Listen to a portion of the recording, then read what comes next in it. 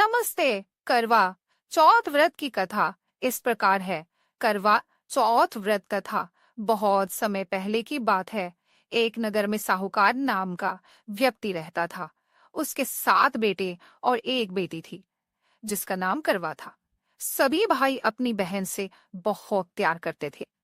एक बार कार्तिक मास के कृष्ण पक्ष की चतुर्थी तिथि को साहूकार उसने दिन भर निर्जला बिना पानी पिए व्रत रखा। रात होते वह भूख और प्यास से व्याकुल हो उठी। जब साहूकार के 7 बेटे भोजन करने बैठे तो उन्होंने अपनी बहन से भी भोजन करने के लिए कहा। बहन ने उत्तर दिया कि वह चंद्रमा को अर्घ्य देने के बाद ही भोजन करेगी और अभी चांद नहीं निकला है। बहन की यह हालत देखकर भाइयों को बहुत दुख हुआ। उनमें से सबसे छोटे भाई को अपनी बहन की व्याकुलता देखी ना गई तो उसने एक युक्ति सोची। वह नगर से बाहर जाकर एक पीपल के पेड़ पर चढ़ गया और वहां अग्नि जलाकर उसे एक छन्नी ही ओट में रख दिया। दूर से देखने पर वह ऐसा प्रतीत हुआ जैसे चतुर्थी का चंद्रमा निकल आया हो।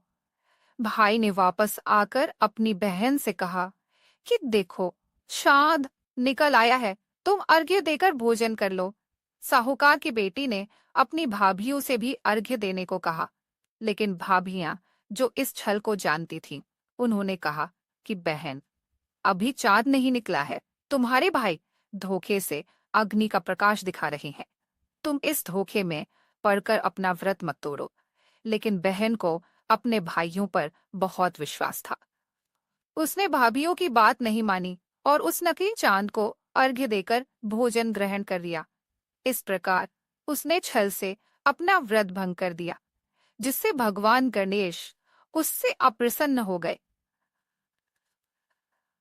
व्रत भंग होते ही उसे अशुभ संकेत मिलने लगे। जैसे ही उसने पहला कौर खाया, उसे छींक आ गई। दूसरे कौर में बाण निकल आया और तीसरे कौर में उसे अपने पति की मृत्यु का समाचार मिला। यह सुनते ही करवा रोने बिलखने लगी। जब उसकी भाभी ने उसे बताया कि यह सब चांद निकलने से पहले व्रत तोड़ने के कारण हुआ है, तो करवा ने अपने पति के मृत शरीर के पास जाकर अगले पूरे 1 वर्ष तक उसकी रक्षा की और यह प्रण लिया कि वह अगले करवा चौथ पर विधि विधान से व्रत करके अपने पति को जीवित करेगी। उसने पूरे साल चतुर्थी का व्रत किया और श्रद्धा भक्ति के साथ सबकी सेवा और आदर किया। जब अगला करवा चौथ आया तो उसने पूरी विधि से व्रत रखा। करवा के श्रद्धा भक्ति भरे कर्म को देखकर भगवान गणेश उस पर प्रसन्न हुए और उसके पति को पुनः जीवन दान प्रदान किया। उसका पति स्वस्थ होकर घर लौटा और उन्हें धन संपत्ति तथा वैभव की प्रसार यह है कि छल कपट को त्याग कर श्रद्धा और विश्वास के साथ जो भी स्त्री इस व्रत को करती है और कथा सुनती है, उसे अखंड सौभाग्य और सुखी वैवाहिक जीवन का आशीर्वाद प्राप्त होता है। आप और कोई जानकारी चाहते हैं क्या?